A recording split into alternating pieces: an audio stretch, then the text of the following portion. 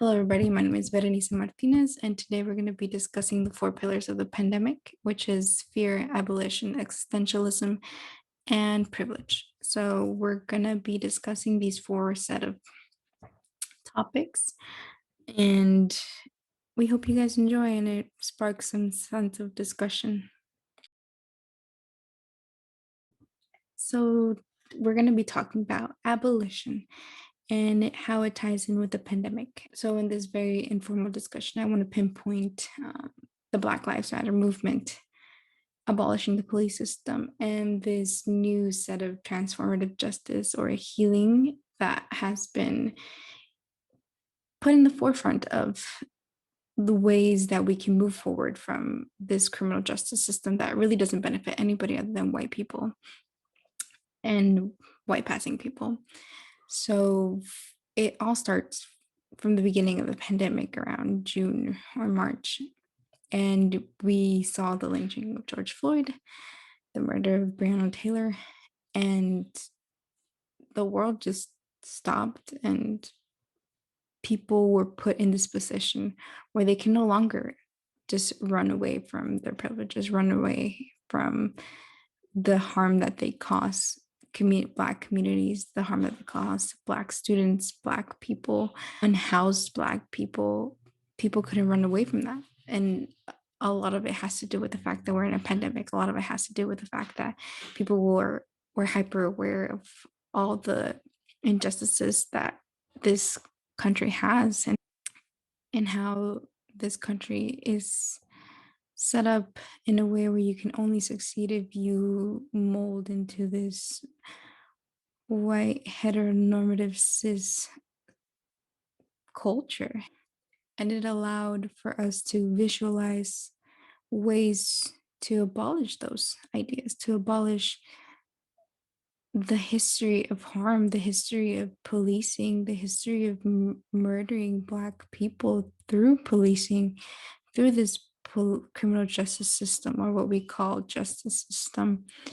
And we were asked to be accountable, to really reflect on all of our internalized racism, internalized homophobic ideas, internalized transphobia, and really acknowledge how we oppress others and how we fit in this system. So if anything, I believe that the reason why the Black Lives Matter movement has seen so much growth is because we're in a pandemic, because we're able to finally pinpoint what it is that this country really is, and acknowledge that it's this American dream, this dream that everybody speaks of, where this justice for all is a facade and it's fake. And we all, in some way, in some sort, way of affecting others. And I believe that abolition and transformative healing and justice is the solution. And I think it's 100% possible. It's going to take a lot of change. And yes, of course, that's going to be really hard. But this is what the pandemic is for. This pandemic is that huge change that everybody talks about.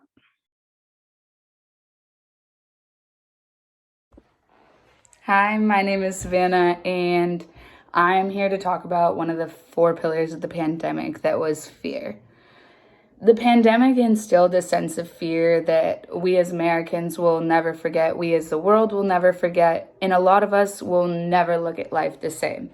Whether it's wearing masks, whether it's only being around your family, whether it's indoor dining being abolished and outdoor dining being the only alternative, or dining being at 25% capacity, there were changes that definitely couldn't go unnoticed during this pandemic.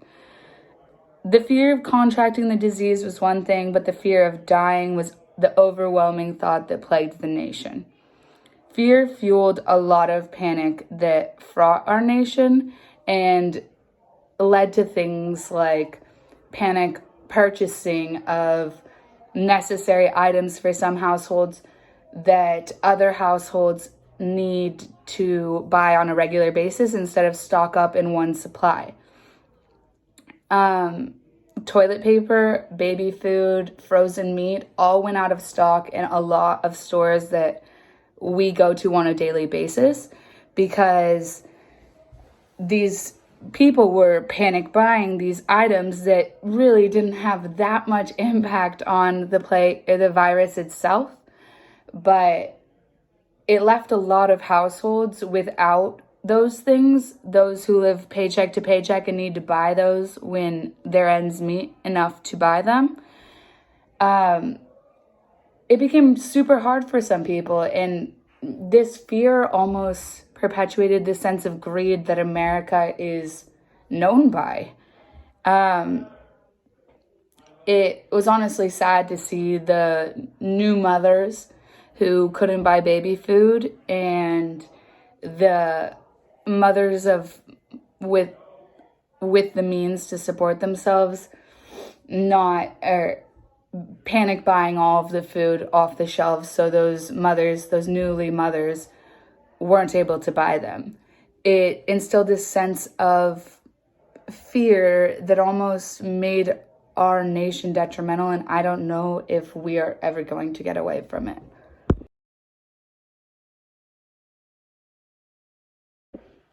Hi, this is Savannah again, and we're going to be talking about existentialism pillar throughout the pandemic. Existentialism was a huge thing during this pandemic. God, I feel like I was having an existential crisis throughout the whole goddamn thing. Still am.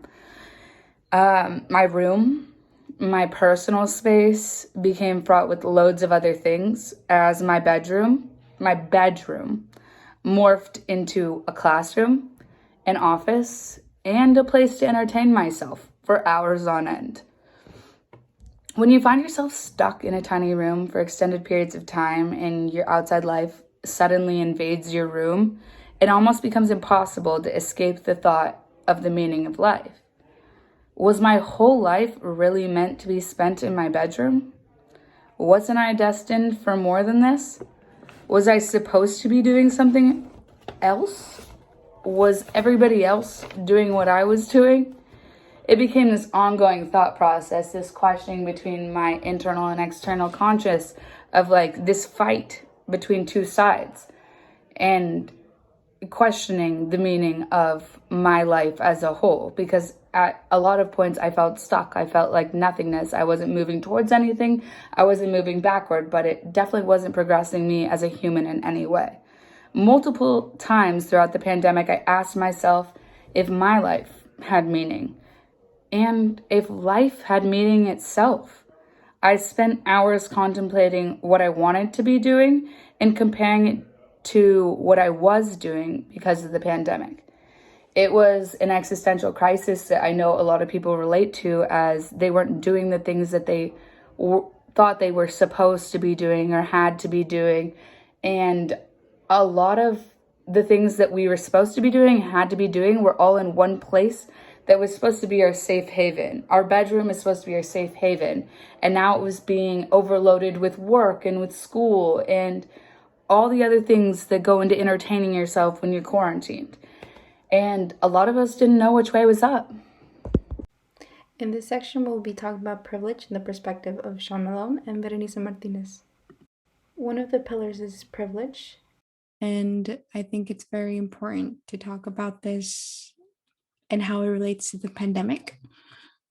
It is one of the key things that was highlighted throughout this whole process of the pandemic and figuring out how to survive it.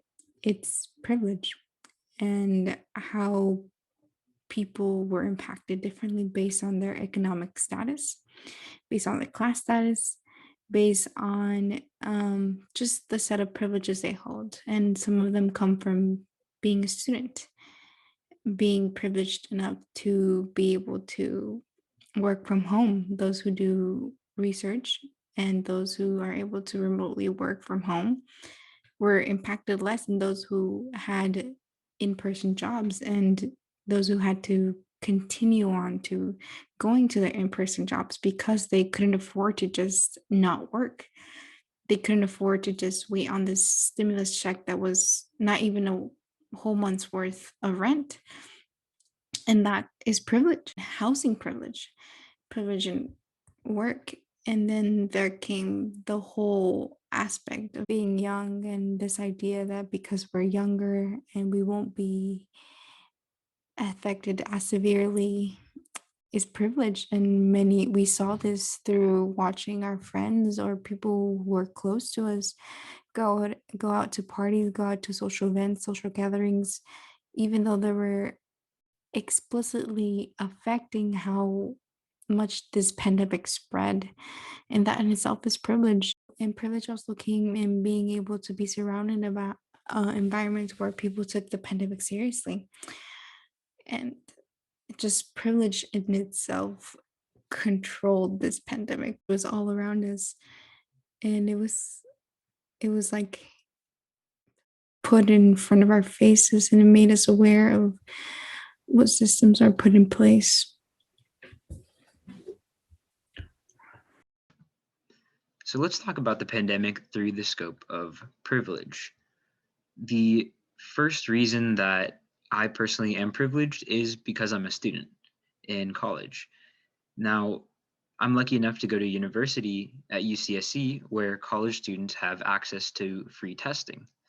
Not only is this testing free, but it is also rapid and extremely accessible. We as students are lucky enough to be able to get this testing that many are not able to, where they have to pay upwards of hundreds of dollars. They're not able to receive results very quickly, or they have to drive miles or to the next city over just to receive a test. Moving on to the next reason I am privileged as a student is because of healthcare. Now, as a student, I am insured and I have healthcare, and that also ties into this access to free testing. The final way that I am privileged as a student is the care that people with COVID receive. People who have COVID at UCSC are given the option to quarantine for 10 days on campus with free room and free board, and are able to stay there until they get better. Now, the main thing that comes to mind is people who work food service, retail, and basically any other in-person job are losing money by getting COVID. Another point of that is that if I were to get COVID, this also ties into the point of being a student, but if I were to get COVID, I would be able to qualify for pay or sick pay off of the clock. Additionally, the overflowing of unemployment uh, during the pandemic caused a situation where people were not able to get care at all. I'm lucky enough to be one of these people that received care.